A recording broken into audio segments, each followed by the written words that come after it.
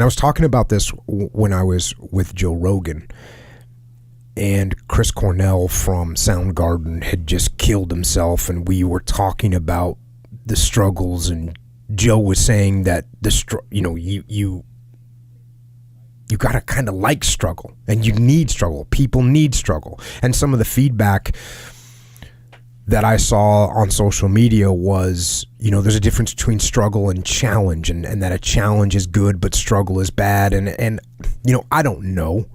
And I'm not wishing struggles upon anyone. I'm no guru, but I do know that struggle and strife shapes us. It shapes us. There's no doubt. And as I was thinking about this, I started thinking about a bunch of different books that I've read in the past. And one of them is a book called And We Go On. And it was written by a guy named Will R. Bird, who's from Nova Scotia, Canada. And he was a soldier in the Canadian Army in World War I.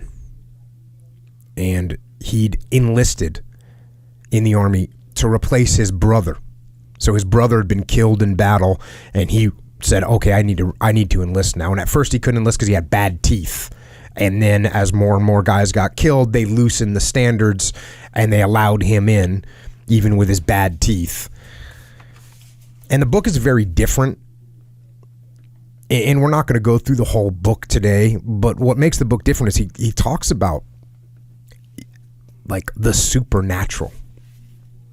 And he wrote another book, as a matter of fact, which is called Ghosts Have Warm Hands. And so this kind of supernatural world is something that he spends some pretty decent amount of time on. And in the beginning of the book, one of the things that he says is the trench at 0 hour was a crucible that dissolved all insincerity and the superficial. And you can clearly imagine that these guys getting ready to go over the top. I mean, what else matters at that point? Everything that's not true is everything that is not sincere just means nothing at that point. And I'm going to go to the book here for a minute. And here's one of the things he said about sort of, again, I've just started thinking about the psychological side of what people are going through. So here we go to the book. This story is an effort to reveal a side of war that has not been given much attention, the psychic effect it had on its participants.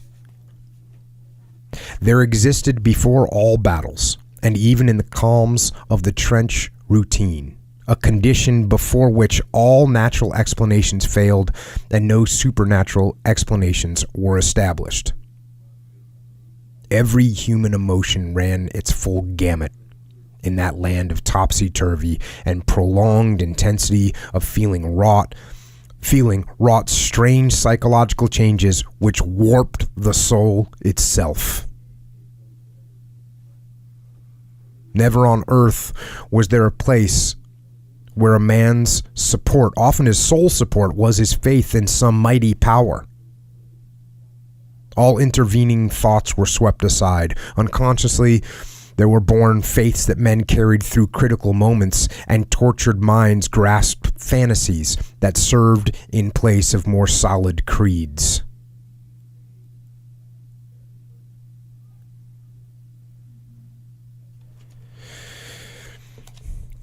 I think it's interesting that he says warped the soul. And I don't actually think, and again, I'm no literary expert, but I don't think he means that with the negative connotation of warped being negative and bad, but I think he means like a departure from the normal, a departure from the straight line, moving away from the natural direction. And so it leaves men changed. And like I said, I'm not going to cover this whole book. We'll probably do it at some point in the future. But I think when he gets to the end of the book and he makes some statements that are pretty powerful. And of course, this is now after he's gone through the war and he's on a ship sailing back to Canada. And I'm going to read this section. Here we go, back to the book. Darkness. The rush of the ship. I felt my way again into a stifling dugout, into an atmosphere rancid with stale sweat and breathing, earth mold and the hot grease of candles. I saw faces, cheeks resting on tunics, mud-streaked, unshaven, dirty faces, some with teeth clenched in sudden hate, some livid with pulse-stopping fear. I saw men turning on their wire bunks, quivering as if some red-hot grill. I heard them gasp and sob and cry out in agony and mutter as they tossed again. Then a machine gun's note, louder, higher, sharper, crack, crack, crack, as it sweeps over you in a shell hole where you hug the earth. The growl of guttural voices, heavy steps in an unseen trench just the other side of the black mass of tangled barbed barricade beside which you cower. The long-drawn whine of a shell, its heart-gripping explosion, the terrible, oppressive silence that follows. Then the first low wail of the man who is down with a gaping, blood-spurting wound. I moved about, shook myself, sniffed the salt air, and tried to rid myself of my dreams. And as I stood there came a sudden chill. I grew cold, as if I had entered a clammy cavern. I could not understand, but went and got my great coat. A dim figure passed me as I returned to the deck, and a voice said, "We're getting nearer home. I can feel the change." I knew. We had left the warm current and were into the icy waters, nearer home. We had left behind the comradeship of long hours on the trench post and patrols, long days under blazing suns, and cruel marches on cobbled roads. The brotherhood of the line. And we were entering a cold sea, facing the dark, the unknown we could not escape. Dark figures came and stood beside me. I had not thought that anyone save myself would come on deck, and here they were, 10, a dozen, still more, all hunched in greatcoats, silent, staring. I looked at my watch. It was 3 o'clock in the morning. These men could not sleep. They were come to see the first lights of Halifax. I moved quietly among them, scanning each blurred face. It was as I thought. They were all old-timers, the men of the trenches. We went on and on and on, and no one spoke, though we touched shoulders. I tried to think of a comparison. We were like prisoners. I had seen them standing like that, without speaking, staring, thinking. Prisoners.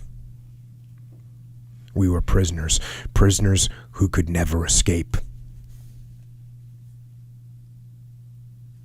I had been trying to imagine how I would express my feelings when I got home. And now I knew I never could. None of us could. We could no more make ourselves articulate than could those who would not return. We were in a world apart, prisoners, in chains that would never loosen till death freed us.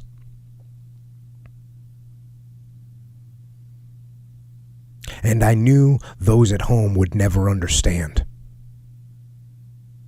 They would be impatient, wondering why we were so dumb, unable to put our experiences into words. And there would be many of the boys who would be surly, taciturn, moody, resenting good intentions, perhaps taking to hard liquor and aimless drifting. We of the brotherhood could understand the soldier, but never explain him. All of us would remain a separate, definite people, as if branded by some monstrous despotism.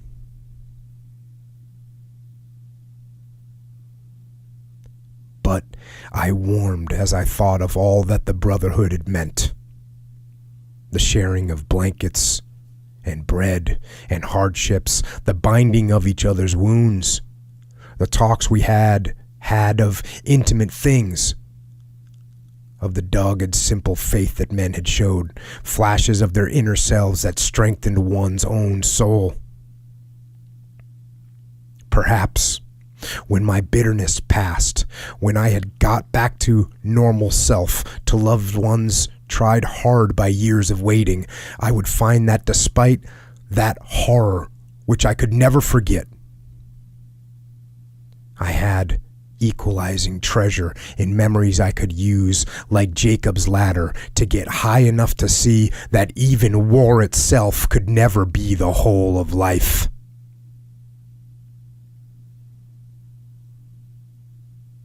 The watchers stirred.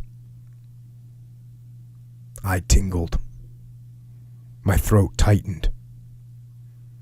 Waves of emotion seized me, held me. I grew hot and cold, had queer sensations. Every man had tensed, craned forward, yet no one spoke. It was the moment for which we had lived, which we had dreamed, visioned, pictured 1,000 times. It held us now, so enthralled, so full of feeling that we could not find utterance. A million thrills ran through me.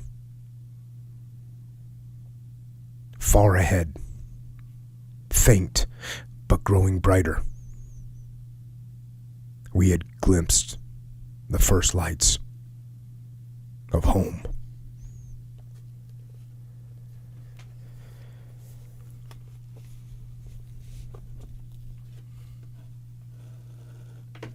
And that line, when he says, perhaps when my bitterness is past and I could use my memories, and he's saying he could use his memories like Jacob's ladder to get high enough to see that even war itself could never be the whole of life.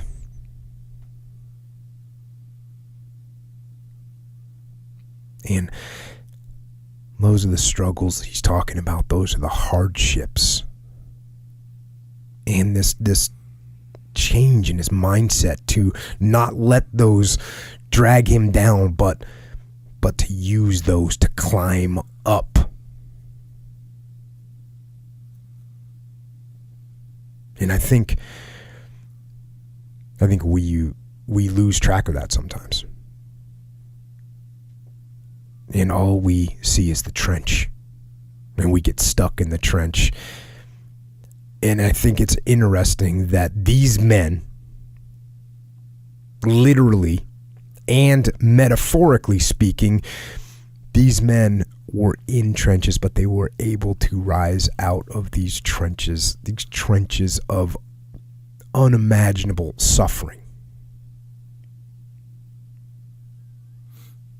And I think to myself, if they are able to rise out of those hellish trenches, then that means we can too.